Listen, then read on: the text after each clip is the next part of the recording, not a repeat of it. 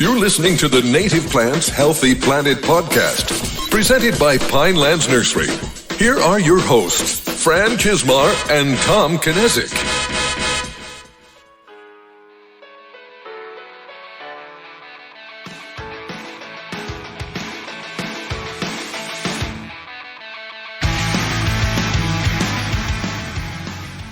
Welcome back to the Native Plants Healthy Planet podcast presented by Pinelands Nursery. I am Fran Chismar. And I'm Tom Kinesic. Welcome to episode 183. Today we have a requested episode.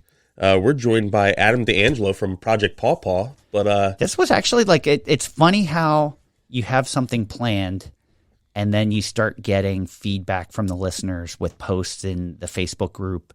And I have to say, before Adam contacted us, I didn't know Adam, and I didn't know his business model or what he was doing. And once he shared with us, I don't even know, I proudly have your sticker on my Yeti.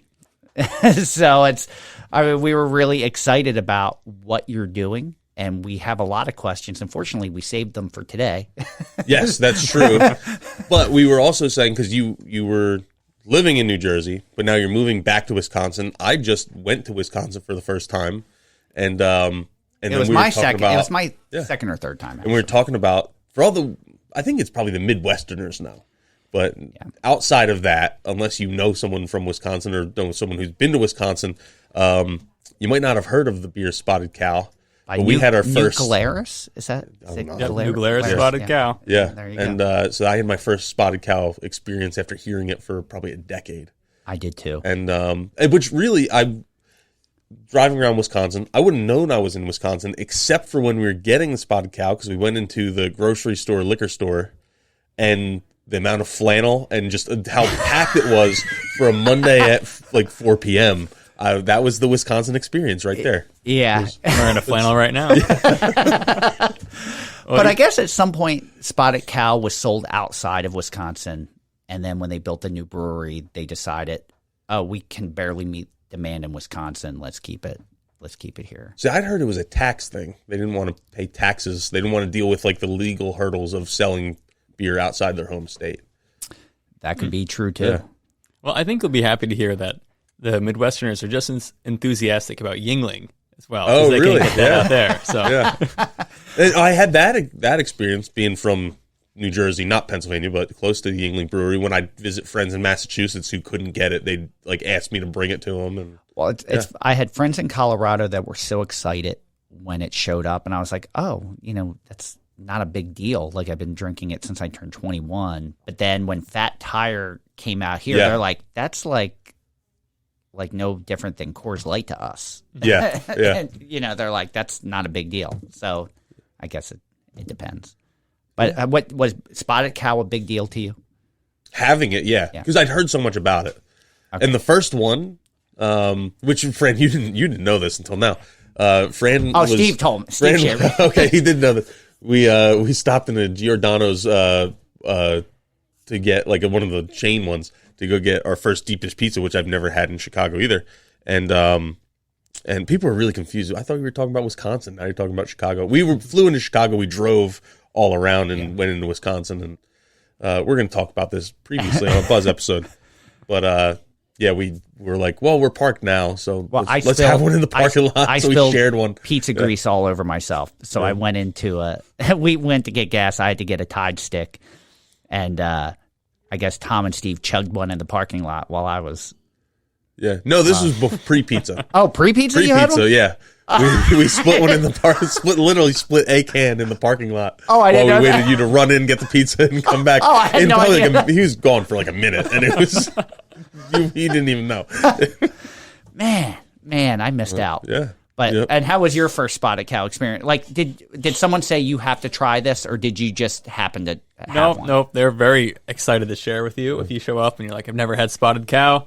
They don't get a can, they get a pitcher. Oh yeah. So you go to the And Union. when was this? When you were 11, 12? No, I grew up in New Jersey. I went to Wisconsin for grad school. Gotcha. Yeah. Okay, cool. All right, awesome. Cool. So we should probably start talking about Yeah, we should probably stop making fun of Wisconsinites, too. We're not. Lake Geneva, actually, Wisconsin I might have been a little bit. Is one of the the most beautiful places I've ever witnessed in my travels. It's like a little oasis. I don't know if you've ever been there. I have. Adam. Yeah, but it's actually quite beautiful. Actually, John Mark Courtney was telling me he camped there. Oh, no way. Yeah. He's like, we had a campground. We were just doing a hammock camping, and then it turned out to be in the lows of the low 40s. Summer in Wisconsin. I should have thought something was up with a name like D'Angelo that you might not originally have been from Wisconsin, but we're really here to talk about Pawpaws. Mm-hmm. And what got you so interested in Pawpaws that you decided to come up with the Pawpaw project? Actually, do you mind saying who you are, where you're from? from? What your business is. Sure thing. My name is Adam D'Angelo. I'm from New Jersey and currently live in Wisconsin. And I'm the director of Project Pawpaw, which is a crowd-funded research and breeding program for North America's largest native fruit, the pawpaw. And pretty much what we're doing is we're raising money to do large research orchards so that we can do plant breeding, research, and market development to help pawpaws play a larger role in the modern food system. Fantastic. So, as Tom was saying, what sparked your interest in pawpaw? What was your first experience, and what got you thinking about this? So pawpaws have been a lifelong thing for me, actually. When I was 11, I went to visit my brother at the Cornell Research Orchards, and I saw a pawpaw tree, and I said, "What is that?" And he said, "Oh, it's a fruit." I'm like, "No, I know all the fruits. There's apples and oranges and bananas." And, it was a cool new fruit I'd never heard of, and it really sparked my interest, and that's what it was. For a long time for me, it was just a cool fruit that I hadn't heard of. And I was always enthusiastic about them. I planted some trees that year, and it wasn't until I went to school for plant breeding and genetics that I realized it was more than just a cool fruit. It was a cool fruit with a lot of potential. A lot of potential as a sustainable crop for small farmers, as a food for community members, as a way to help improve the stability and equitability of our food system. So it really has morphed to be a lot more than that. And so I started working on this in a very concerted way probably 3 years ago. And this is now our first sort of public-facing fundraising campaign that kicked off about a month and a half ago, and it's just been outstanding. So much positivity in the world. I don't know if you have seen it for us. My first experience with Pawpaw wasn't until I started working here 16 years ago and realized it was something that I was selling, and Tom's father, Don, collected some Pawpaw from his property because they had some on their property and shared it. And I remember thinking, like, why did it take this long in my life to come across this and something that I enjoy? So what's wrong with it? Like, my first thought was, what's wrong with this that it's not commercially readily available? Did you research that going into it? Like, why doesn't anyone?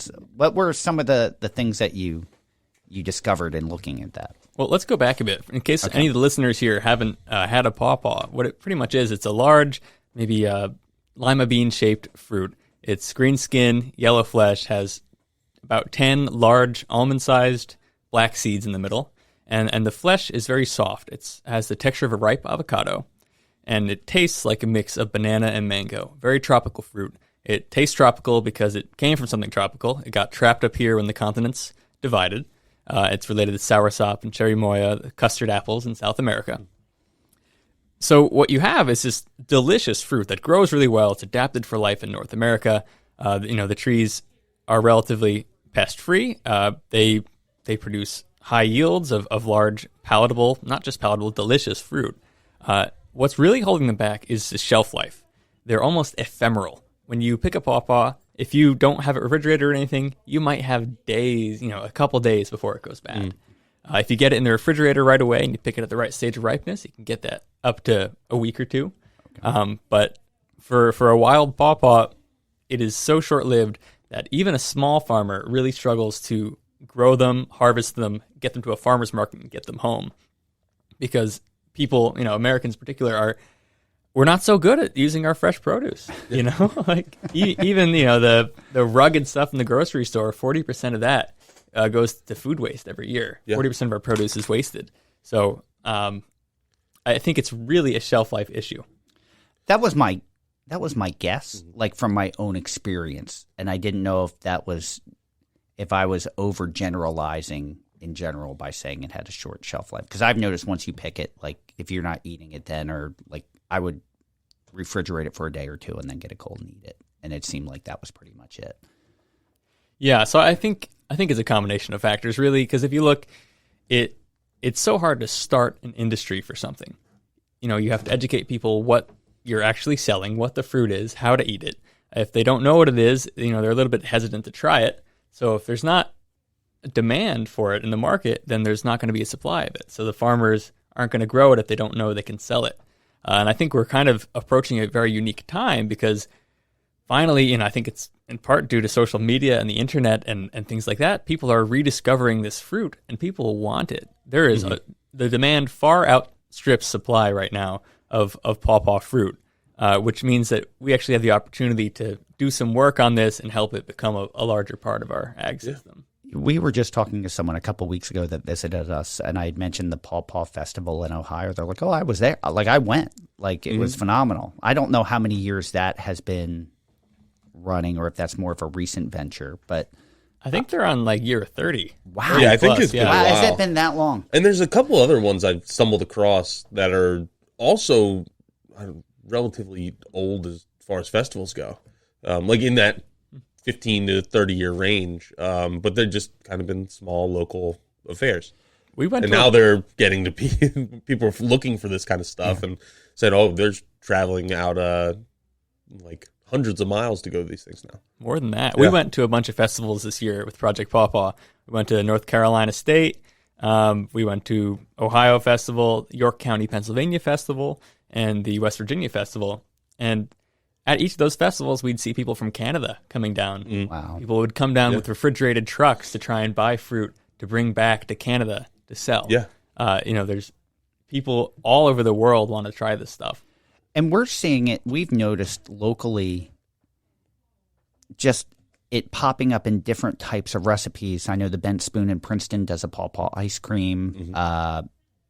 Tom and I, over the winter, were at the Guinness Brewery in Maryland, and they had a pawpaw beer, which was phenomenal, by the way. And Tom, you've had pawpaw moonshine, right? I've had pawpaw moonshine, yeah. Yeah. So there's definitely another market for it beyond just selling it in a store also. There's uses which we hadn't even discussed about. Like, I wonder if you could make a pawpaw pie or a pawpaw other things. It's just, I know with it being hard to find and its shelf life limited, you only have so much time to experiment, I would imagine. Yeah, so we have we're trying to do a 3-phased approach here to help the pawpaw out. We've got research on the best way to grow, harvest, and store the fruit. We're doing breeding to make new varieties that still taste great, still grow well, but last a little bit longer. Then we're also doing market development. And a lot of that is finding ways to extend the shelf life, you know, maybe by preparation or processing and stuff like that. And so frozen pulp looks like a great option for that. And that can be used in ice cream. If you've ever had a mango lassi from an Indian restaurant, pawpaw lassi is wonderful. And it makes a great cheesecake, stuff like that. Yeah. People also make lemonade with it. And people even put it in chutneys and stuff like that. Yeah. I just saw like a whole bunch of the pawpaw cheesecake seemed like a really popular thing, at least in the native plant groups this year. But no, it's so many delicious options for pawpaws. What other, like, for just people who want to preserve or have these on their shelf a little bit longer at home, are there any like little tips and tricks that get you an extra day or two?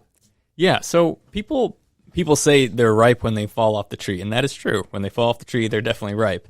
But if you're trying to get one to a loved one in a different state or something, as I have a personal experience with this, is the best way is you go and you find a pawpaw that feels like an avocado that will be ripe in next week. So just starting to get soft. Yeah. And you can pick that off the tree, and then temperature seems to be the biggest thing. We've done storage, shelf life experiments this year, just testing them in different conditions, high ethylene, low ethylene. They don't seem to care about the ethylene like tomatoes or bananas do. Okay. Temperature is a big thing. So keep them cool, put them in the fridge right away. Yeah. Don't bruise them, and then you get a good chance there. If you're inundated with pawpaws, as pawpaw growers and lovers often are, freezing the pulp is by far the best way. You cannot you can't dehydrate it. It's got fats in the pulp, so they'll go rancid. yeah. They won't taste good. They'll make you feel sick. So freezing the pulp is the number one best way. Just take it out. Don't freeze the seeds. Don't freeze the skin. Just pull the pulp out with a spoon, put it into a bag, and it'll be good for a year. Wow. Okay. I didn't know that. That's wonderful news. That makes me feel better about harvesting. Yeah. Oh, yeah. So if I remember correctly from our conversations when we first met, I know you're working with supplying Pawpaw to farmers to be able to grow this as a crop, but you're also working, if I remember correctly, in a means where they have a place to sell it, like to have it in markets, or working with places that to kind of create a demand for the farmers that they grow it. There's some place for it to go. Yeah, we have a heavy emphasis on helping small farmers, and it's actually not a help to small farmers if you give them a crop and get them to invest money in growing it, and then they can't sell it. A good case study for that is sort of aronia throughout the Midwest in the 80s or 90s. People planted acres and acres of it. I think there's a 3 million pound crop of aronia berries every year that goes unsold because there's no market for it. Wow. So you have to build the market at the same time you're building the supply, or maybe the market even ahead of the supply. And luckily, we're sort of entering that phase now where people are ready for pawpaws.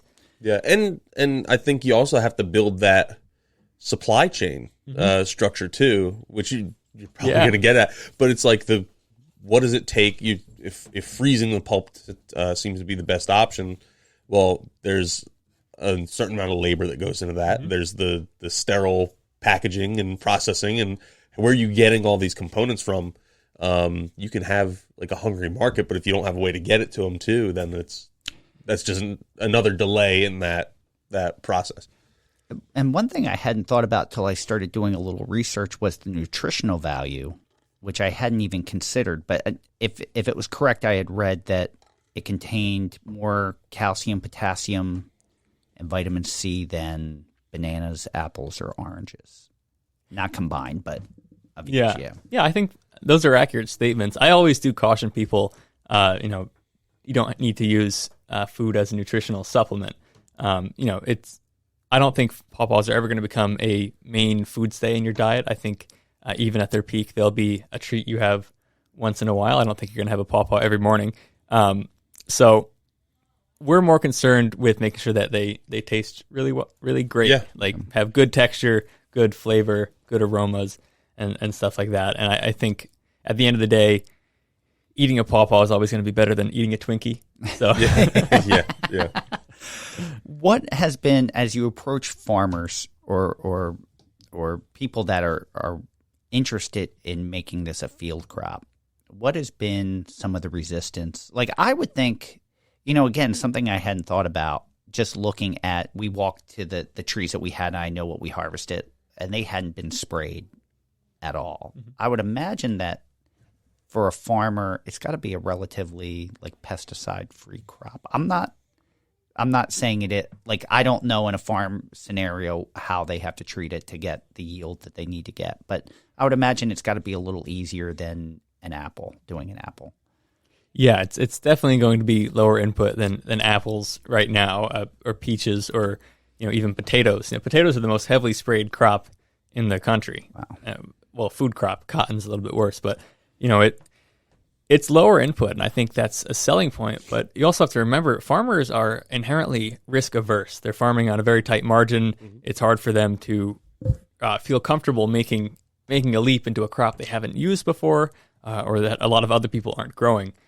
So what we're really experiencing now is you've got these early adopters, and they're willing to take a risk and plant these. And sometimes it's people who don't, they're not farmers, or they bought a farm, it's a hobby farm, and that works. But we're sort of shifting now into working with farmers who have farms, active vegetable farms, and they're looking to put part of their land into something that is a little bit lower input but still high value, and that's good. The hard thing, if you're trying to convert row crop acres to pawpaws, is you have this lag time, right? Mm-hmm. Row crops, you have a yield every year. You have a crop to sell every year. pawpaws or any tree crop for that matter, they have a latency period of 4 to 5 years before you're getting revenue, and that's sort of the valley of death. So what we also sort of promote is slow transitions, putting in rows gradually, or even just still allowing yourself to farm between the rows. You know, you plant your rows of pawpaws, and then you can still have your vegetable rows in between for at least 3 or 4 years before your trees start to shade them out. And I think that helps. I think it just helps that we're thinking about these questions. You know, when you have answers to people asking about, you know, how do I fund this transition? You know, what can I expect? What do I do with the fruit? Because they're all really good, important questions. Yeah. Just having answers for those goes a long way. Like my first thought was margin. If it's a crop that doesn't exist, what is someone willing to pay for a pawpaw? Now, I'm sure when you go to festivals and things like that, you get a better idea. But if you were to go into a supermarket, what is the average person? First, they have to, I would think, know what it is, like to pick it up. Although my wife's probably the exception where she picks stuff up that just because she's never seen it before. But if you want to sell a lot of something, the consumer knows what it is, but how much are they willing to pay? Like, is there any research, like margin research? Like, is it profitable for can they say it like it's taken 3 or 4 years, but when it's a good crop, I'm really bringing in big bucks? So Ohio State did a great study on this, and they used very conservative numbers of, I think it was $1.75 wholesale pound, to someone. If I could peer into my crystal ball, right, I could see in the immediate, in the near future, fruit going for $7 a pound. Currently, it's going for $10 a pound. So, we're assuming the supply increase is going to decrease the cost of it. But it's really supply dependent because this year there was a crop failure throughout most of the Midwest due to a late frost, and the fruit at the Ohio Pawpaw Festival was selling for $30 a pound. Wow! And they sold out in an hour. Wow, that's amazing. But also on a bad year, so it's maximizing those profits. And I don't want to give people the wrong idea. You're not going to get $30 for your fruit, so don't buy a hot tub just yet. Yeah. And another component of that is, and we don't have to dive really into this now, but there's different varieties. And is there any difference in price based on variety? I know like Susquehanna is one I see a lot of people talk about and say, oh, this is a really, really good one. Where I've noticed it just the seed-grown ones we have, or seed-grown trees that are in my parents' backyard, you get a difference in fruit. And as much as I rave about how much I love pawpaws, you get a bad one now and then. Oh, no, it's not like they're all the same. Well, it's from a seed-grown plant, but from a cultivar, they tend to be more uniform. I picked a pawpaw to share with some of the people in the office that had never had one, and it was a bad one. And it was like, oh, this is like tastes like yeasty. Like they're like, this isn't what I was expecting it to taste. And then I tasted it, I was like, oh, this isn't like. And then the next one, they're like, oh, okay. Yeah. They told me that story, and I'm like, well, let me find a good one because I cut them in half like people do, and then I found one that I thought was really good, and I shared that, and I said, this is one I think is good, so now try it. And there's people who are hesitant to try it after your experience. Right? Yeah. And then one of our office companions was like, oh my God, this is amazing. I don't know why Fran was trying to kill us the other day. but I guess my question is there a price premium on some of those cultivars or varieties that are known for being better tasting than others? Or is that when you go to these festivals, it's kind of across the board, this is what they cost? No, there's definitely variation in it. So Susquehanna, first of all, is a fantastic pawpaw. It's one of my favorite ones. There are very high quality, fruit quality varieties. And then, like you said, some of the wild ones can have off tastes. They can have bitter aftertastes. They can have a very unpleasant texture sometimes. And I think that really plays to the importance as we flesh out this value chain and create the market is if someone who's never had a pawpaw buys a pawpaw and pays a premium for it and has a bad experience, they will never buy one again. So we're really trying to ensure that we have good varieties that are being grown and being provided to people. And keep in mind that varieties, at least in pawpaws, some of them just came from the wild. People just found outstanding tasting ones and growing ones, and that was the variety. So I'm not saying that wild fruit can't be good. In fact, it can be the best fruit in the world, but it can also be bad. And if you don't have experience with those trees and you don't have them characterized, you don't know if you're selling good quality fruit. You can sell someone an inferior product. So I think the named varieties in general go for a higher price just because if they get named, they have higher fruit quality or better fruit quality. But I think that's for anyone who is enthusiastic and trying to help pawpaws grow as a native food. Just mind your quality, because also if you sell overripe pawpaws or pawpaws that aren't good anymore, that's also going to hurt the reputation. Yeah, and I'll even I'm thinking about how we're talking about this, and I'm just imagining someone out there being like, oh, when we typically have a podcast, we're talking about species plants versus cultivars and leaning more towards species and local ecotype and all this stuff. So this is a little bit different conversation than our listeners are probably used to hearing us, and especially us be so welcoming talking about it. Yeah. But and I'm just imagining someone out there being like, oh my God, what are they talking about? This is making frankenfoods and all this and that. And I want not a disclaimer, but just putting it out there that when you go and get an apple from the grocery store or a banana, that is not what they looked like when they were found an apple in the wild in Kazakhstan. Yeah. Did not look like the apple in the grocery store. It was way smaller, way like knottier. I have some organic apples, I guess, growing in my backyard because I don't have the time to do the necessary protocols. And they're just these like knotty, bug-eaten like things. They don't look appetizing at all. It's not like that picture perfect, glossy, red, delicious apple that you've seen. So for all fruit production, this is kind of what, to have something that's shelf stable, not shelf stable, long lasting on the shelf, has that the appealing look, all the components that get your attention when you go to the farmer's market or grocery store and all that. This is the components that go in. You need to have that uniformity. And it's also important. So the customer knows what to expect when they buy it. If you're, like you just said, if they're going and picking an overripe or one that is off tasting, they're not going to get it again. If you go to the grocery store and you get a bad apple, you're not eating that variety of apple again because you don't like it. It could have been a one-off where it was a bad one, but your mind is made up. So that's why we're kind of talking about a lot of this stuff the way we're talking about it. And it's still important to note that even the varieties of pawpaws are only 2 or 3 generations of selection away from the wild ones. And if you look at corn, the ancestor of that teosinte, it has been selected for thousands and thousands of years, and is so far from its wild ancestor. So even these are more akin to a wild crop than not. Yeah, that's a fun little deep dive for folks. Is look up some of the historical versions of the food that we know and love, and bananas, they don't look like what we have today. even strawberries, like the original strawberry, like the wild strawberry that some of this stuff got bred into, is so small, and it's, in my opinion, so much more delicious when you get a really good one, but you don't have the level of consistency always. But and that's what it had to be bigger, it had to be redder, it had to be juicier, sweet enough. I mean, shelf stable. It had to be eye appealing over taste appealing a lot of times. But I don't know how far you want to go in this, but like a strawberry, that was an accident.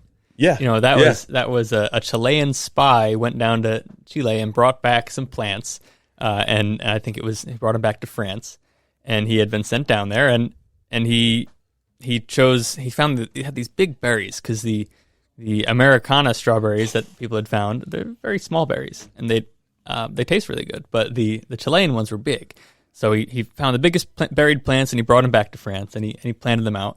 And then the king was like, these don't make any berries, because he had grabbed only female plants. Because they picked ones with the biggest berries. Ones with the big berry. Yeah. So they sat in a collection for decades and decades until someone reorganized the collection and put the Chilean strawberries next to the American strawberries. They cross-pollinated and created a new species, Fragaria ananassa.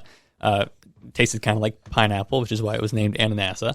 And that it was that interspecies hybridization that created the strawberry we eat today. So if you think about that in terms of food being always being natural or wild, that had a lot of human influence in it. Oh yeah, yeah. Well, and it's interesting to be able to see a fruit that maybe is still pretty close to how it should be, in the wild, producing that way.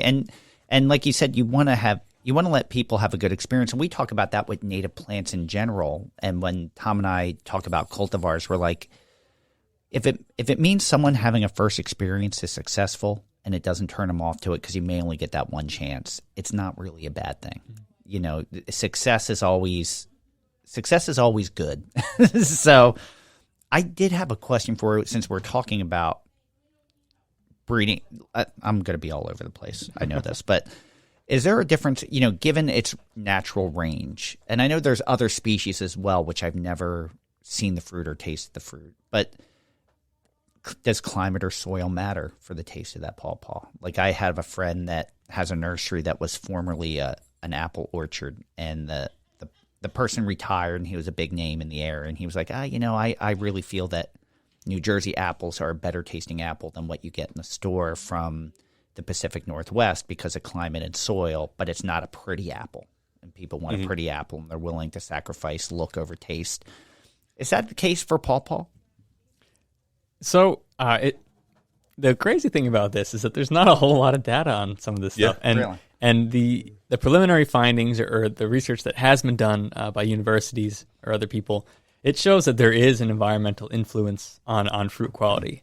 And I think we have to better characterize that. So that's why when we're doing our research, we always make sure we do it in multiple environments. So we've got, one orchard in South Jersey, one orchard in central New Jersey. We'll have, and as we expand, we're looking to do trials throughout the South, Midwest, and Northeast. As we build this trialing network to help us find varieties that perform well in certain areas. And I think that also sort of speaks to what we were talking about before in terms of building a sustainable ag system is having varieties suited for where they're being produced, and making sure that we're letting the plants thrive and keep themselves healthy so that we don't have to spray them. Are the other species of pawpaw, are their crops as tasty where it's like that you can find them as well? Like we know Triloba mainly because that range is closer to us. I think the other ones are mostly Florida, if I remember correctly. Yeah, you've got reticulata, obovata, and some other things down there.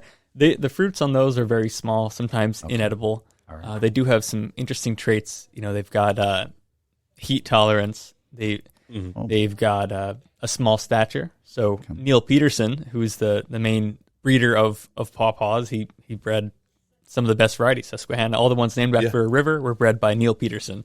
And his newest generation of project is crossing some of those Florida species with Triloba to try and make a smaller statured tree as maybe like a backyard tree or something. Yeah. Very, very cool. Yeah. The other question I had thinking about it is, and we talked about this earlier before we started recording, are there mast years? Are there years that particularly are heavier in fruiting, or is it typically consistent? So it's in the world of changing weather patterns, we've been seeing with these late frosts that keep coming, they'll often have fruit drop because the blossoms get frozen off because the pawpaw flowers, they actually flower before they even leaf out usually.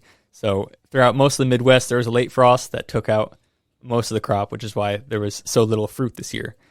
Typically, if you don't have that and you have consistent water throughout the season, then you can expect moderate to high yields each year. They don't really have the mast fruiting thing going on. But once again, you had the late freeze, and we also had a drought here in New Jersey. So I noticed the plantings that we have in northern New Jersey, they really had reduced yield because of that. Dry early season that reduced fruit fill, and then wet, cool late season, which the stuff that was there really had a hard time ripening. Normally it ripens the second week of September, and they just ripened the third week of October. Wow. So other than those environmental hazards, are there any other risks to that, like any known pests or anything that anyone has to worry about? Like I know any given condition, if you have weaker plants, there's things to worry about, but there's generally nothing that I can think of that would be a concern. Yeah, so there's a few plant diseases that can impact pawpaws. You've got Phylosticta, which is like a leaf disease. It's got black dots in the leaves and can put black splotches in the fruit. We've recently seen tobacco ring spot virus shift into a few populations of pawpaws, which is definitely something to be concerned about. So we're upping our protocols when we're sending plant material out. We're making sure we're sending only clean stuff out. And anyone who's trading scions around should also make sure they're only sending healthy stuff, because that's how you get plant disease outbreaks. And you've got some insect pests too. Not all of them are bad. If you look at the zebra swallowtail butterfly, that's an obligate its obligate food is pawpaw. So that one doesn't really do significant damage to the trees, and honestly, it's pretty. So I'm happy when I see it. Awesome. But if you look at some of the non-native pests like ambrosia beetle or Asimina webworm, those can be really devastating to an orchard and to native populations, and it's just getting spread around. So it's keeping the farmers up on those types of issues also, or aware of those issues moving forward. Yeah, a lot of it's hygiene. That's the best practice for a lot of this stuff. Don't leave dead material in the orchard. Just don't bring it into your orchard to begin with. Awesome. Before I forget, I wrote it down. At some point, because of your background, do you want to have a hazelnut conversation about the Rutgers hazelnuts? You're looking at me like I don't know. We'll see how much time we have. All right. Okay. How about you? You open to discuss them? I would. I will say I don't think I can speak on behalf of them, but I'll definitely talk about it. It might be an off-air Okay. conversation. All right. Just throwing it out there, just in case. I wrote it down. What year are you in for Project Pawpaw? Like for your journey of starting this business? Like how many years in are you? So this is we're just past our third year of me working on this in a large scale way. This is the first time that we've had interactions with people. For a long time, it's just been me doing stuff after work and on the weekends. So it's starting to take off now. Okay. Yeah. I was going to say, how has reception been for the people that you've talked about, and how have the farmers been receptive to doing this as a crop? You just mentioned to me that there were 1,000 planted at a farm local to us, probably like 5 minutes away, which is extremely exciting for us to see that, knowing that farmer will have pawpaw available. Like it's now I know this is someone that you knew personally, but how has reception been beyond that?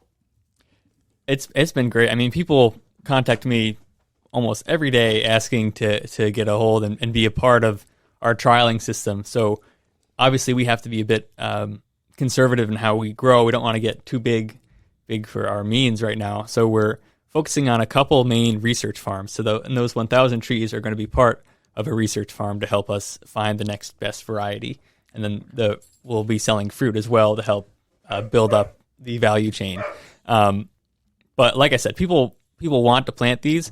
We want to make sure we have the answers to help people have success with it. So we've been running experiments on pawpaw seedling establishment. So we tried different methods of sheltering the trees and protection. And we did that last year. Got some great data that we could share with farmers who are looking to get involved. And all of that's available on our website, projectpawpaw.com.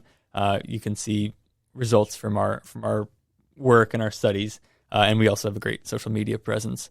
Yeah, we've seen that. What are your breeding goals? Are you looking for selections to keep going? Are you active in the breeding process or working with other breeders to progress this? Yeah, honestly, that's my. I have a lot of hope for the breeding process. I'm a plant breeder by training and career, so I think there's so much potential there.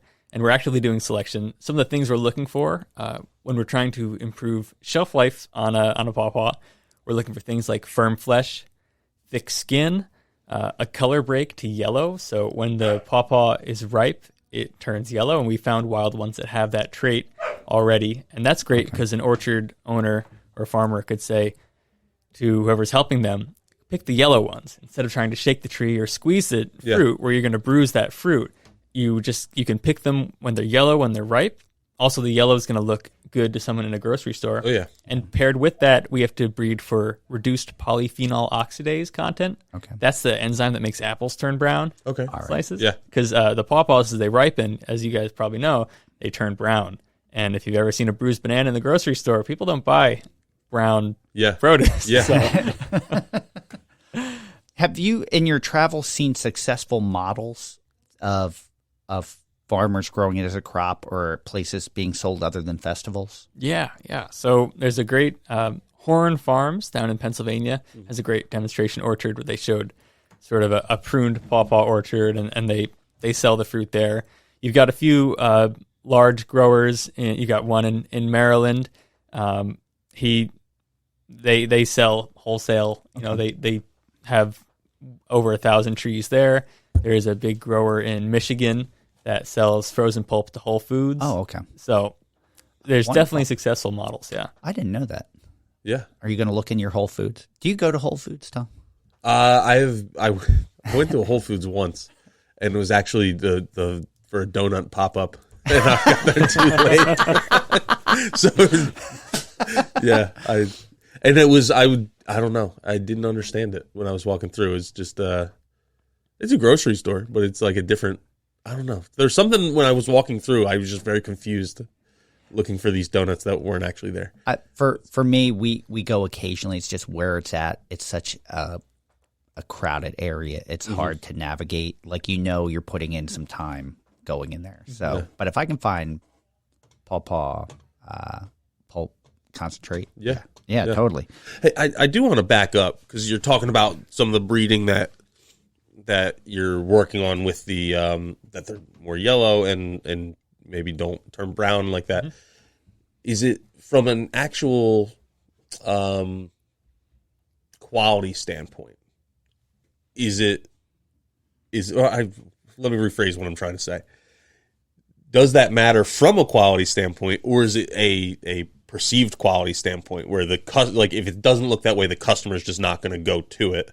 Or does it actually improve the quality as well? So the browning is mostly an aesthetic thing, but the yellow skin is going to be very important for farmers looking to pick it. Yeah.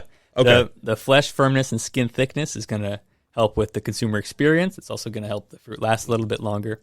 Yeah. And then, of course, flavor is always key. My grad school research was focused on breeding beets for flavor and eating quality. So, I've got the beet experience. Mug makes sense now. I was like, that's a weird saying to have on a mug. I didn't even know. I was looking at the corn sticker on your. Yeah, now I get it. It's yeah, so I'm trained in in flavor analysis and working with consumers to taste things and breed for better flavor and eating quality. And I think there's great opportunities to put that to work in pawpaws. Now that's something I'd rather talk about, Fran, is beets. All right. So maybe that's what we're saving for later. I'm not a beet fan, so I'm interested to hear if there's if the beet master has a beet that I'd like. Stay tuned for more of the Native Plants Healthy Planet podcast, presented by Pinelands Nursery.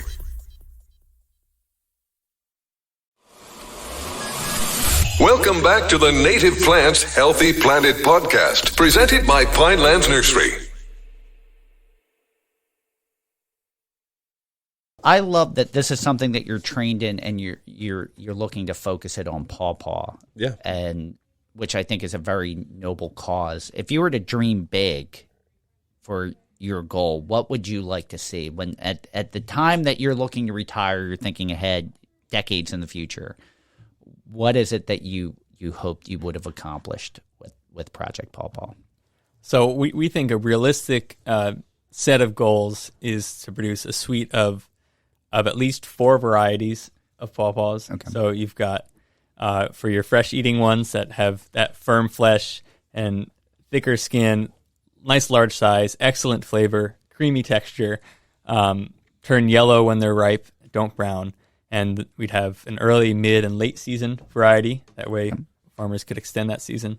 And then we'd look to make a processing one that is mostly just about size and consistency. That way you could freeze the pulp more easily. I would love that. I would love to see Pawpaw during season. options in more restaurants, like as time goes on, in some way. Now, you were saying you weren't a fan of the Pawpaw ice cream. No, I don't know if I don't remember exactly what I said, Fran. I'm not throwing you on the spot. No, you said you spit it out. No, I've had. You were saying there was something with the mix of the flavor with ice. Yeah. Oh, yes. Yeah. So it might have just been the ice cream that I had that time, because I've had it a couple times and it's better. But there's like you know how like I don't eat the cereal, so I can't remember the name. There's like those fruit cereals, like the one with the rabbit is Trix, right? Yeah. Yeah, and then there's another one, Fruit Loops. Fruit Loops.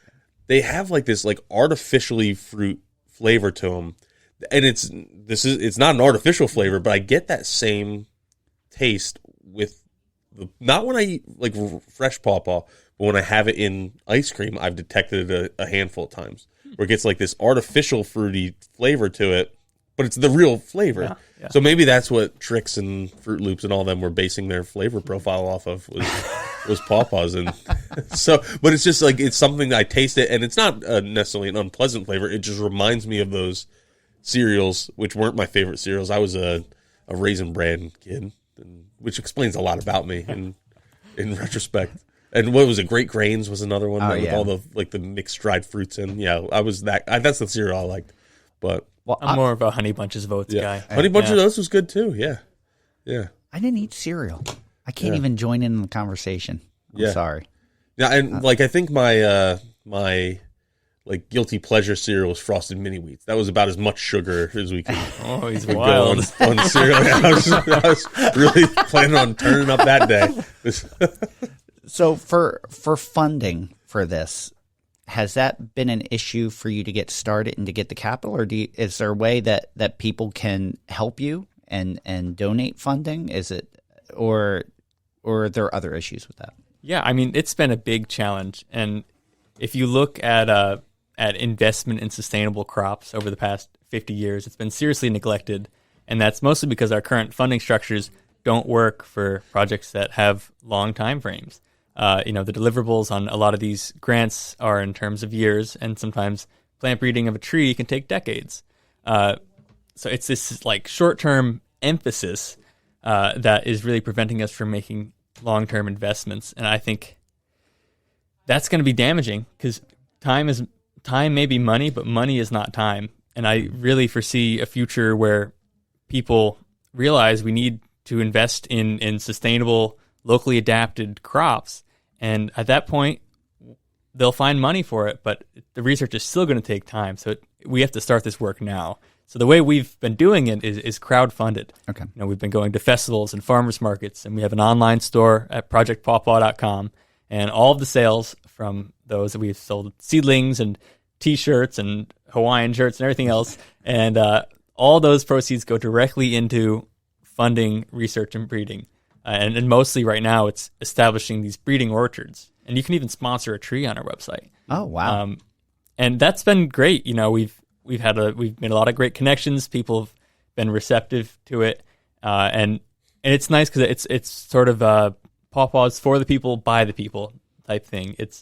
There's no corporate interest in it, which gives us a lot of freedom and agility as we work on these goals, just to be farmer and consumer and sustainability focused. And this is someone can go to your website and support you that way. Yeah, you can go. I'm on the website right now. I'm putting together Are you buying a Hawaiian shirt? I have a Hawaiian shirt in the cart. Yeah. That's awesome. I may get myself one also. I'll have to take a look. To me, I think the timing couldn't be more perfect. Like, I try to look at native plants in sense of like the stock market, and right now the market's hot, and that's when you invest. So I think it's perfect timing. 5 years ago may have been a little too early, and 5 years from now may be a little too late, but I think you're hitting it like with good interest, with the momentum rolling your direction, and I really hope that works in your favor. I wish I could say that was by plan. This is going to happen now regardless, and I think it just happens to be exactly the right time. I am finding it so interesting, just your background and your take on this, and then with talking about beets, I want to talk about kind of like not just Pawpaw, what sparked your interest in this and had you move forward with the career path that you're in? Has it all, like, where is those things, like, how did it lead you to going to college for this? Yeah, I grew up family garden center and nursery. That's how we started off. So I liked plants, and I saw in my neighborhood up in northern New Jersey, there were a lot of dairy farms, and I actually caught the tail end of sort of the dairy farm die-off. I watched family farms, people I went to school with, their families lose farms that they had in their family for generations. And I wanted to do something about that, so I entered college intending to do agricultural engineering because I figured, these less popular fruit and nut crops really were hindered by lack of equipment, and I had kind of oversimplified the issue to that. And it wasn't until I started working in the Rutgers hazelnut breeding program where I sort of saw the potential that plant breeding has to improve things. We were breeding European hazelnuts for resistance to the eastern filbert blight in that lab, and I was really seeing the introduction of a new crop for farmers. And I said, I can't believe we can do this in a lifetime. It felt like something that should take generations or eons, but it was all feasible. And then like I said, I realized that pawpaws could have the same thing, but in some ways they're an even better candidate because we didn't need to make them taste good. We didn't need to make them grow well. We just needed to make them last a little longer or find ways to get the fruit to people. And on top of that, there were fervent masses, like the people going to these festivals. The Ohio Festival, I think, gets 13,000 people in a weekend. That's amazing. Yeah. That blows my mind. People want these. They love them, and they want to see it succeed. And that is the sort of push and momentum you need to have an ambitious, blue sky project like this. Hope to see some success is you need to have the support of people and early adopters, and you need to be very intentional with how you do things. Yeah, I think it's only today with the environment or the technology and the social media environment that we have where this is possible, and it's so cool to be a part of something that's going to be way bigger than myself. I'm excited for you. I really am. Yeah. And that's I mentioned to you beforehand, a lot of the people that work here want to meet you because they're so excited about what you're doing that they want to talk to you about it, which is fantastic. I'm excited for you. What would you say are some of the, and you may have already mentioned a lot of these, what would be your biggest obstacle moving forward with this? Is it time? Is it? So luckily we're able to accelerate, we've got technology now where we can speed up the time, and I've a lot of my early work was invested in finding ways to accelerate the life cycle of the pawpaw. That way we could get the generations that we need. The biggest obstacle really is funding and just having enough money to plant the trees. So when you're doing plant breeding, you're picking one tree that has one trait, say the firm flesh, and one tree that has thick skin, and you're letting them pollinate each other. Then you're gathering those seeds and planting them out in the field. We plant hundreds or 1,000 of these trees. Then you have to grow each one to maturity, look through the fruit, and find the one that has both the firm flesh and the thick skin. Okay. So it takes time, and it takes trees, like a lot of trees. Yeah. So, the biggest issue that we've had, and the thing that's hindered most other people who've tried to do this in the past, is they haven't had the population size needed, which is on the order of thousands of trees planted. And even the universities don't have space to be doing this consistently. And that's what I got. I've got the training, I've got the enthusiasm, but most importantly, I have the time. Most people getting into this, a lot of people are getting into this after retirement or later in life, or they don't have the training, or if they do have the training, they go and they work a job and they don't never get to dedicate time to this. But I feel like with that combination, we can actually see progress in this, not just in a lifetime, but quickly. Yeah, one of the things that just struck me was you're talking about the time, and there's I don't think I've told this story on the podcast before. My brother is is friends with a guy named Ted. Do you know? Have you met Ted Ted? Denecki? Yeah. Ted Denecki. I'm going to his house later.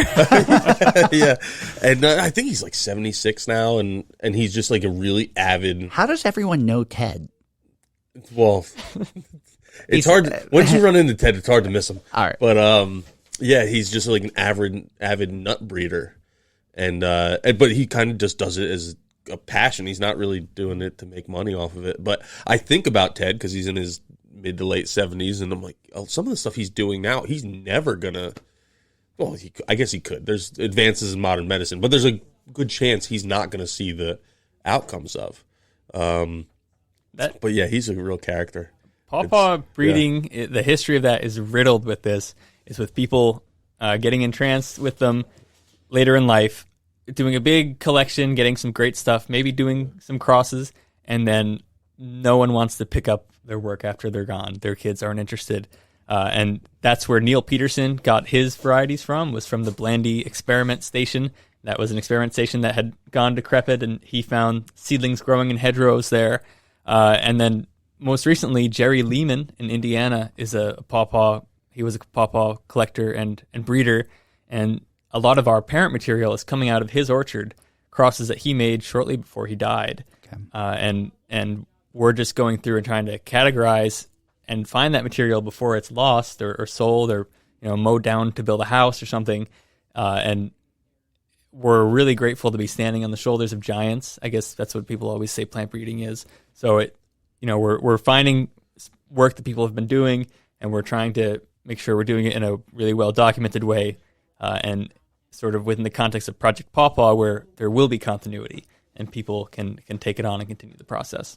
Awesome. Yeah. Because it's interesting, like you mentioned Ted, like I was saying, does he have any kids? Like, is this going to, when he passes, does he have anyone to share this information with? I don't know all that. I know a lot of what he's passing is to my brother.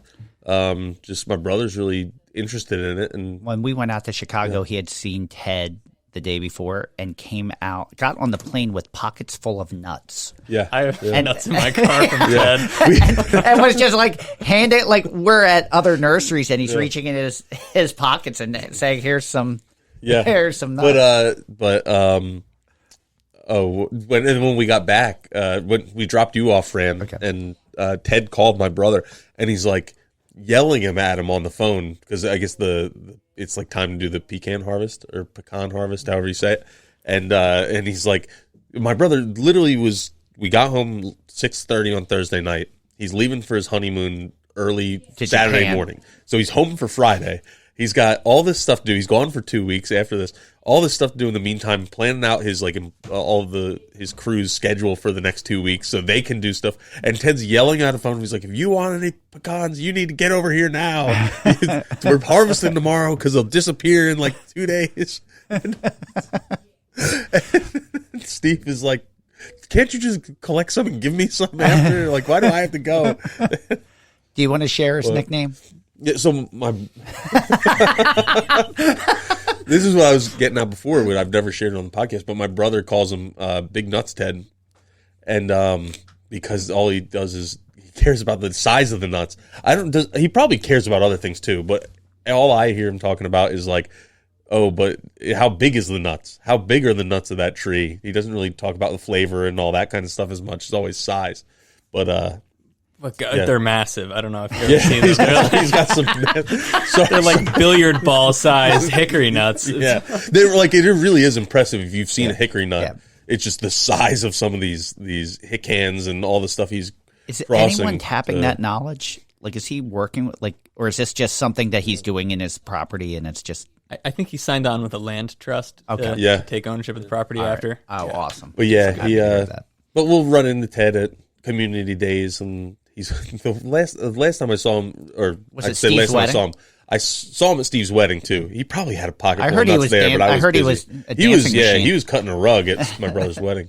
But last year I saw him at a community day, and he's walking around with this little. I saw him from a distance. I'm like, I'm pretty sure that's Ted. And as I get closer, he's walking around with this little clamshell container, and like just, and then I get closer. I'm like, oh, it's full of all these nuts, and he was just talking to whoever would listen. I'm like, my wife had not met Ted at that point. I'm like, oh, there's Ted again, showing people his nuts, and but he's just really That's his thing. I don't know what his career was before him, but that's his passion is big nuts. So that's why I call him Big Nuts Ted. All right, now's your opportunity. Did you really want to talk beets? I kind of do, yeah, because Okay. I've never met anyone really like passionate about beets. I know a lot of people who like beets, a lot of people who don't like beets. I'm in the camp though I don't like beets, and I feel like beets have always been like pushed on me. And I'm like, is there something wrong with me that I don't like beets? But there's just like, it's not the upfront flavor. There's some that are bad from the start to finish.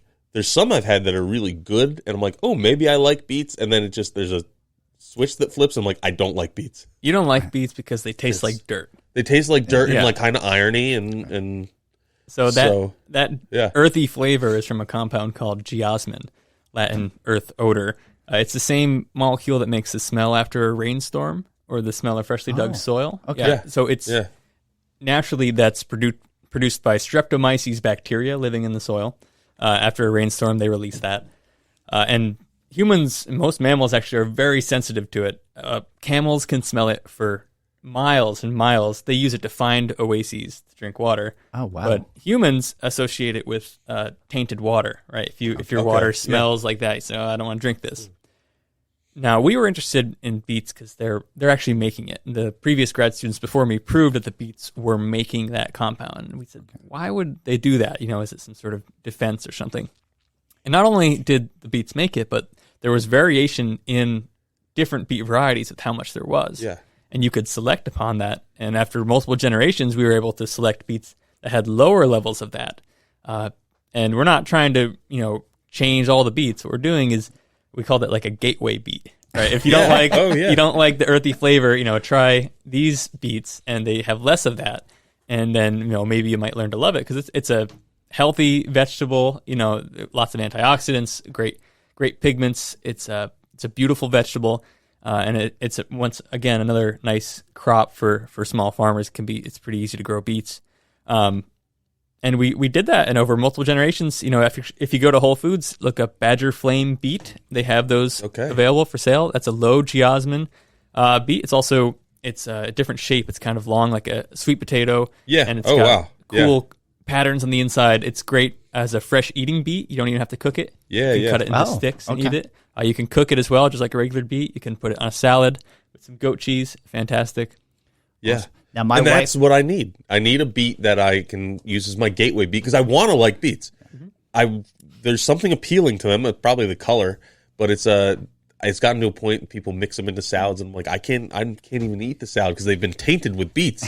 And now I do like beets. I'm a fan of that, but my wife, culture-wise, being from Poland, like that was a staple of their diet. Mm-hmm. So we always have beets in the house, it seems, whether they're pickled or whatever. There's a big cultural component, right? Like if you grew up and your grandma made borscht or something, you have an emotional attachment. But I also personally believe there's probably some variation between people and how strongly you can taste that. And, I feel like some people... Kind of like the cilantro thing where it's either soap or delicious. Yeah, and it may not be, so dichotomous like that. Yeah. It might be more of I really taste this earthiness and someone else doesn't. Ultimately, we're all about providing options to people. We're not trying to replace all the beets with non-earthy beets. We're trying to give, a very large section of consumers access to a healthy vegetable. And once again, eating a beet is always going to be better than eating a Twinkie. So. Well, the cilantro, like Agatha and I both like cilantro, but if you ask Kelsey in her office, she says they taste like stink bug. She goes, they taste like stink bug smell. Yeah. And she can't get near it. I'm not, and I'm one of the people that's kind of like in the middle. A little bit of cilantro is okay. A lot of cilantro I get too much of that flavor, and it's no good to me. I just have a very sensitive palate. It's what I'm finding out. This has been an incredible conversation. I can't tell you how thrilled I am to have you here in person. I do have another question for you. And what's the native range of, like, where did beets come from? Beets, yeah. Beets come from the rocky shores of the Mediterranean. Okay. And that's where they were domesticated. If you look up Beta meridema, that's the wild beet ancestor, and it's just this spindly thing with a very small root. And once again, you can see the power of plant breeding and continued selection as they selected for a swollen hypocotyl. That's actually what it is. It's not a root. Okay. It's a swollen hypocotyl, and the beet grew from the base over thousands of years. Interesting. Awesome. Yeah. Did you have anyone as you got into this that influenced you or that you looked up to in the industry that was doing work that you're like, I really, that you kind of wanted to lead in their or follow in their footsteps? Yeah, when I first got into Pawpaws, I emailed Neil Peterson like as a kid, and I was like, I think you're so cool. And he's like, this is probably the first fan mail I've ever gotten. So it was really surreal to then, go through all this training and really have this circuitous path, and then I got breakfast with him about a month ago, and then we went to his breeding orchard and went through the material, and it was great to be kind of like an equal with him and, be continuing on with his work and working with him. And that was great. And of course, there's plenty of great folks out at Kentucky State, Ohio State, everyone else down at NC State, people working with Pawpaws. And it's a small community, as you guys know. Once you know Ted Zanecki, right? Like, everyone. Like Cliff England in Kentucky has become a great friend of mine. He has a big nut and fruit orchard, and he collects all sorts of crazy fruit and nut trees. So it's been cool meeting the people. That's been an unexpected joy of this. Have you gotten to cross paths with Samuel Thayer at all? I have never met him, but I know who he is. Okay. And he's a Wisconsinite. He's in Wisconsin, yep. Yeah. One of these days. I was just curious because I was thinking of Tom has bought fruit leather from him. Was it chokeberry or was it viburnum trilobum? It was high bush cranberry. Okay. And and then it was viburnum trilobum, I think. Yeah. And then I thought it was chokeberry was the other one. I think so, yeah. Yeah. I thought remember. That was fascinating about the aronia that you were saying with the unused, and it made me start thinking of other crops like sambucus, like how that's a buzzword right now, but where is most of that being produced? Yeah. And is there fields out there just sitting untouched? I know of a few. This might be a good time to say that I just took a job with the Savannah Institute out in the Midwest, and there I'll be the breeding operations manager, breeding chestnuts, hazelnuts, mulberries, persimmons, black currants, and elderberries. Oh, wow. All for agroforestry systems. So I'm getting deeply acquainted with those crops and the markets around them. Both native and non-native species. So like persimmon, you'd be doing Asian persimmon. No, they're doing American persimmon. American persimmon? Okay. Yep, trying to cold hardy American. How about black currant? Because I know there's currants in the United States, but also Europe. Like my wife actually has a concentrate, black currant concentrate in our freezer. Yeah. So, we could do a whole podcast about black currant, right? And the ribes quarantine from the white pine blister rust. But we had someone on from Perry Sasnet from Glacier National Park, and she was talking about ripping out all the plants. Yeah. The process that happened there.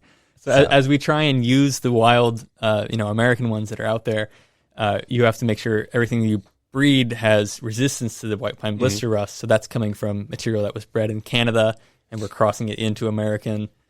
Yeah, very cool. I love these conversations. Oh, yeah. Because I know nothing about it, and you're extremely intelligent and knowledgeable about it, and I'm like, oh, I could ask questions all day on this. Yeah, and I think, should I want to say? Yeah, I might save this for my final thought, Fran, because we still do that, right, at the end? Yeah, we still do that. You want to save it or you want to bring it up?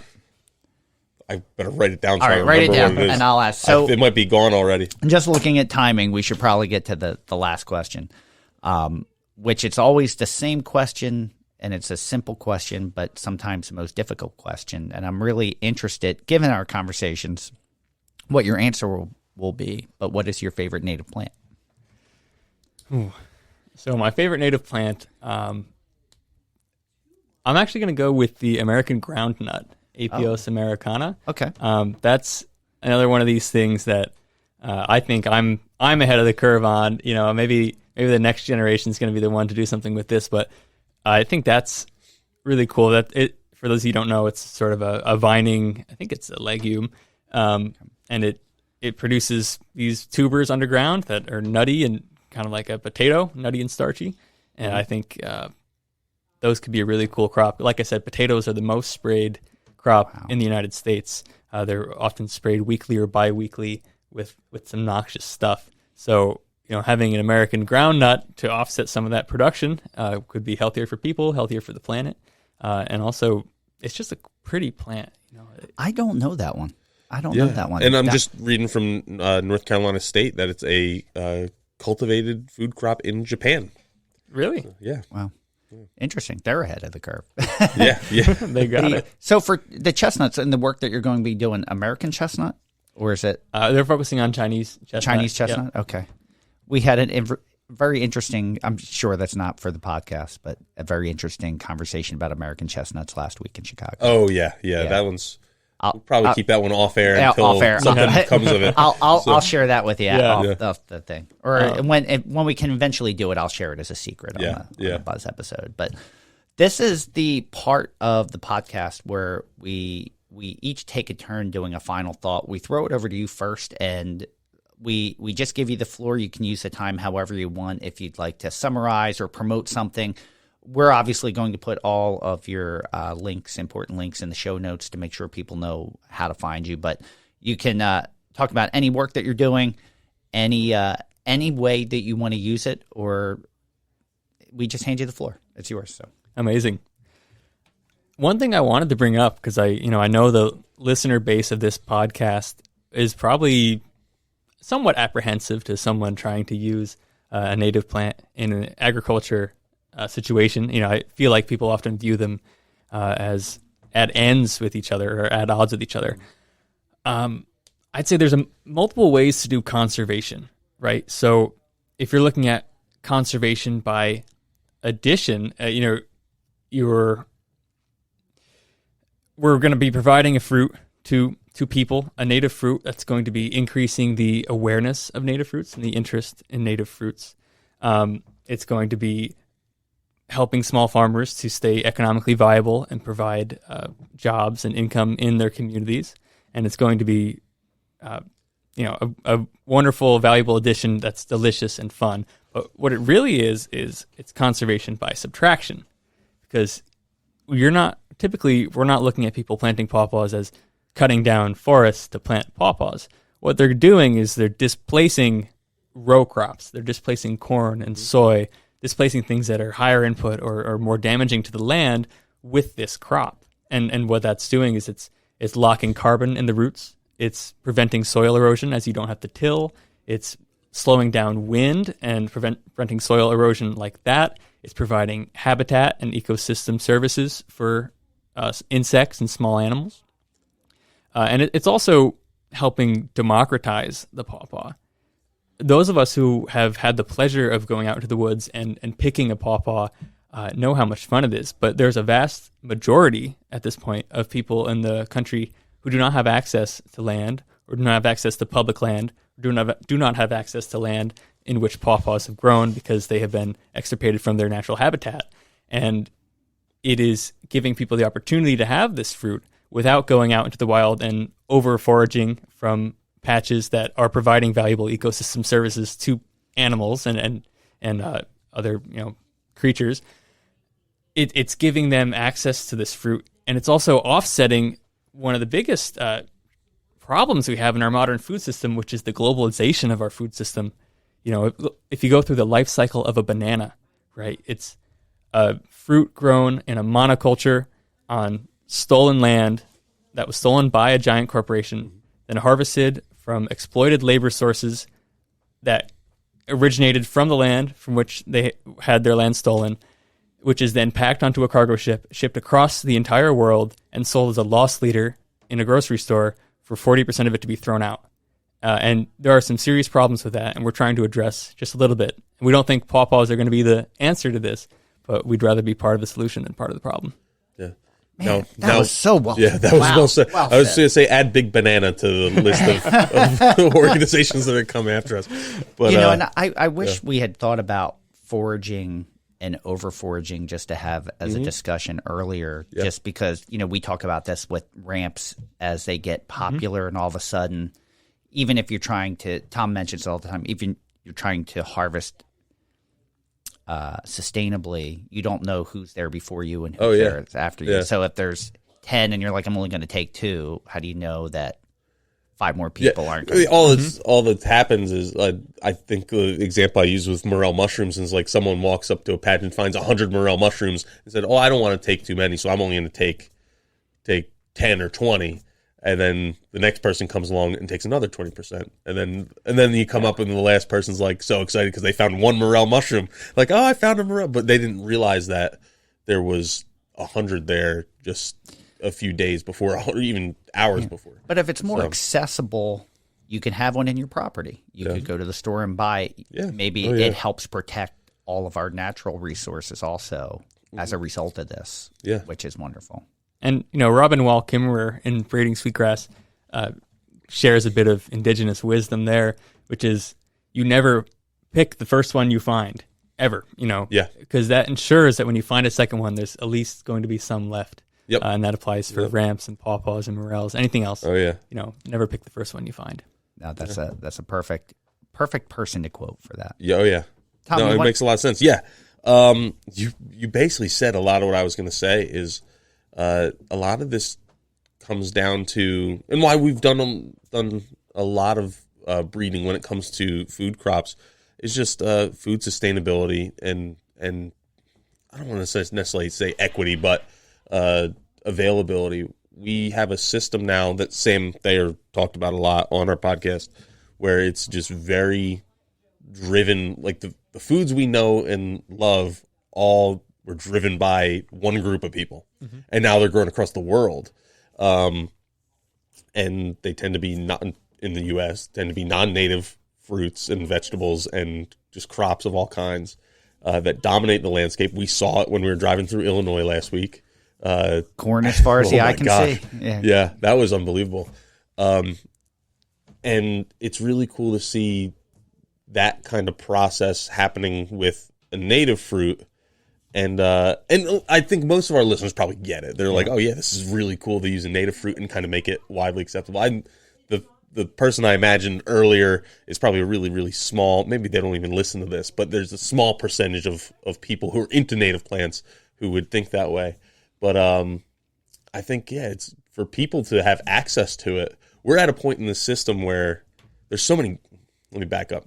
There's so many great native plants that can also be foods out there. American groundnut, didn't even know it existed, but it's something that was like really important to Native Americans and probably early settlers as a food source. And it's kind of disappeared from our mentality as something that we can eat because it's been replaced by corn and soy and the same thing. All that kind of stuff. Kind of said that with hickory oil. He's like, there's like not great records, but you talk, and hickory oil is a fantastic product that just doesn't get made. But we've lost some of that, and we're at a point now where we can't go back to everyone has their own little garden or foraging spot. It just doesn't exist, and there's no way we can get back to there from where we are now, at least in a reasonable amount of time. So I think doing stuff like this brings back some of that availability, equity. You don't need to go and plant and breed pawpaw trees in your backyard or on your apartment balcony to have access to this. It's going to be able to happen. I don't say, what's the right word? I was going to say organically, naturally, but those aren't really the right word for what I'm looking for. But you're doing something about that, I guess, so that it potentially can be available to the masses.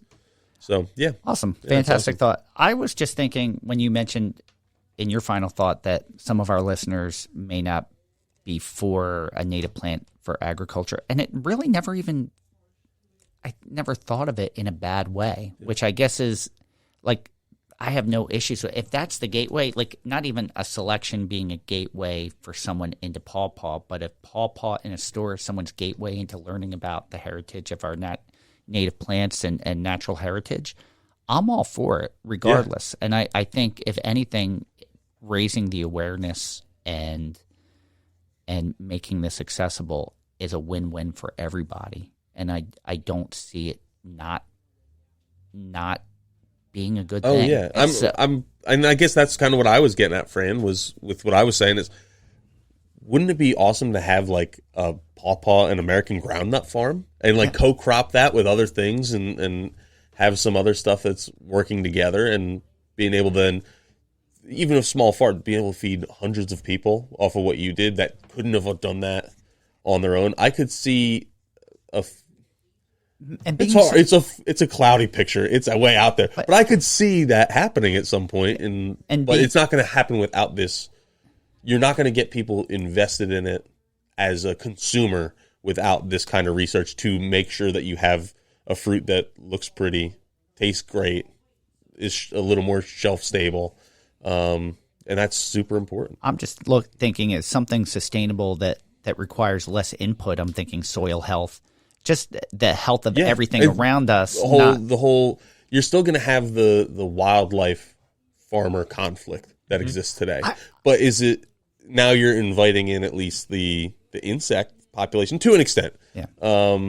There's still going to be, like, at least from pollination standpoint, that's going to be welcome instead of something where it's like, well, we just doesn't help us, so get rid of them all. That's a good question. Because obviously pawpaw are native food to so much of our native wildlife. How does that factor in with farmers setting up crops? Is there competition when the pawpaws are ripe? Or are they finding, or are they having to put up some kind of like exclosure to protect? I think you've got the beauty of biological limitations, right? Yeah. Like an animal's stomach is only so big, and pawpaws fruit so heavily that I think the raccoons and possums and turtles can eat to their heart's content, and there still will be plenty left. Yeah, yeah, that's kind of how I could see it too. If you're finding something where you have, for human consumption, it's actually picked off the tree, where most of the stuff that animals are consume is going to be fruit drop, and it's a part of agriculture where you have those stuff that just isn't shelf ready. Yeah. So you're letting it go, and in a lot of cases, it's with peppers and cantaloupes and watermelon, it's gleaned and then donated to food banks, or just left in the field to rot. Mm-hmm. So now you have something where it's could be consumed by. I think the people who would be doing this would be welcoming in that regard to an extent. So given, I just keep coming up with more questions. I know we just did our final thoughts, but now that there's a market and there's people consuming, and there's a need to keep growing this industry too, how are people recycling their seed? Well, we say the best thing you could do is just make sure you put your seeds somewhere they could grow. Never throw them out if you get a fruit. For us, the seed at this point is more valuable than the fruit, just because we're trying to increase the number of trees. We're trying to grow out our orchards, and our seeds are typically from very intentional crosses between the two trees. But seeds make more trees, but they also make great jewelry and things like that. Mm-hmm. They were carried as pocket pieces by indigenous people for hundreds of years, thousands of years.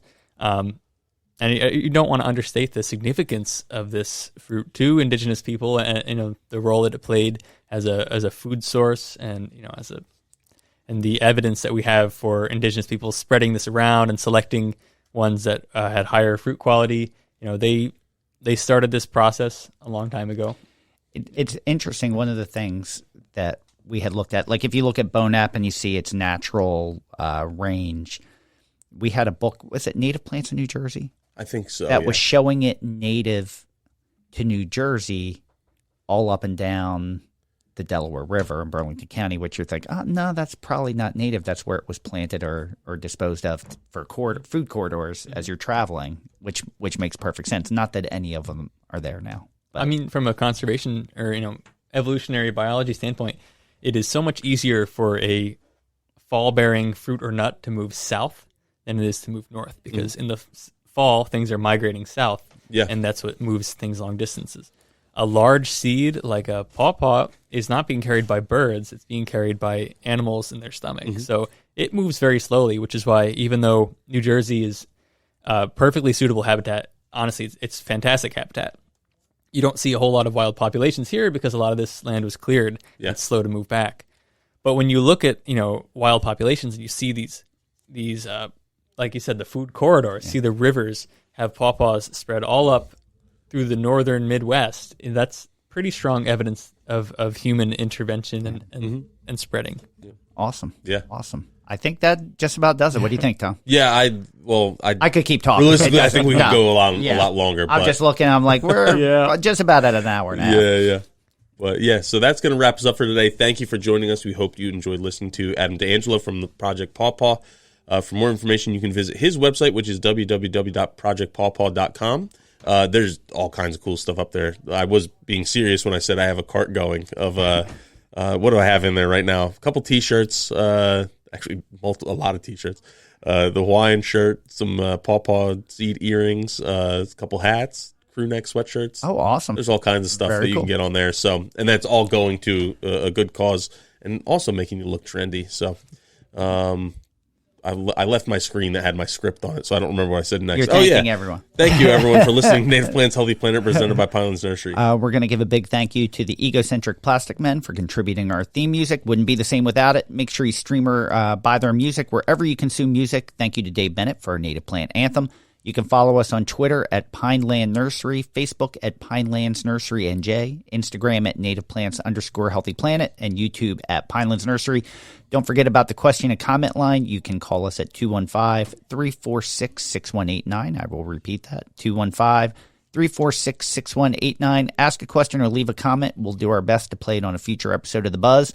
And thank you to all the new members of the Native Plants Healthy Planet Facebook group. It just keeps growing and getting kinder. I don't know if that's even possible, but it does. Yeah, I don't think I've seen many, if any, like negative interactions in there. No. And no. I feel good about that. Yeah. Oh, me too, because I've proud. seen it get really bad elsewhere. So you can buy our Native Plants Healthy Planet merch at our website, www.nativeplantshealthyplanet.com. Also have some cool T-shirts up there. By this point, I'm doubting. This is in the future that. We're recording. We're recording in the past. It's airing in the future. Yeah. By the time you're hearing this, it's like 3 weeks ago. Yeah, I'm doubting that I have Sasquatch Native Plants shirts up there yet. But I'm not committing to doing that. But I'm going to try. I've been telling people we made them, but we left them with Sasquatch. So if you find him, you can get a shirt. Yeah. So, and we don't keep any of the money from that. We donate it to some really cool organizations that are doing really cool boots on the ground stuff with native plants, where like realistically it's a couple $100 when we make those donations. So we like to choose organizations that's going to go a long way with, not the big national ones that also could rely on donations, but it's not going to make as big of an impact. So do us a favor, wherever you're listening to this podcast, if it's possible, leave a review. It goes a long, long way with us. 5 stars more than hopefully, and hit subscribe.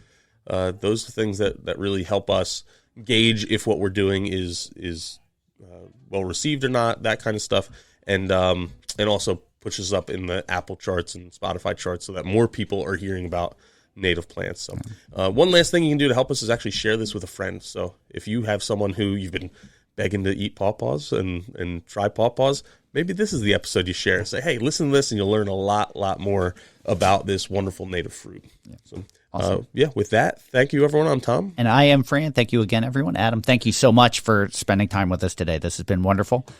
Coming up next week, we have a new Buzz episode. Make sure you tune in. And until then, keep it native.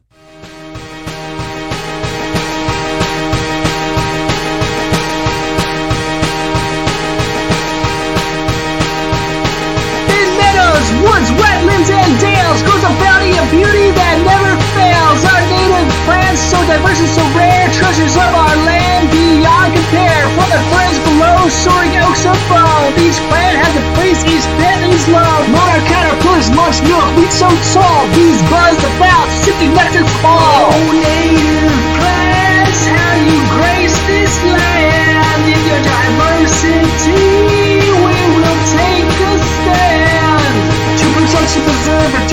to come. Their beauty and potency second to none. To protect and preserve the earth, to restore the native plant food that you just can't ignore. Goldenrod, asters, and flowers galore. Monarda so stunning, can't help but adore. Their colors, their fragrance, a feast for the eyes. Their value to wildlife, no need to disguise. Native plants, how you grace this land. In your diversity, we will take a stand.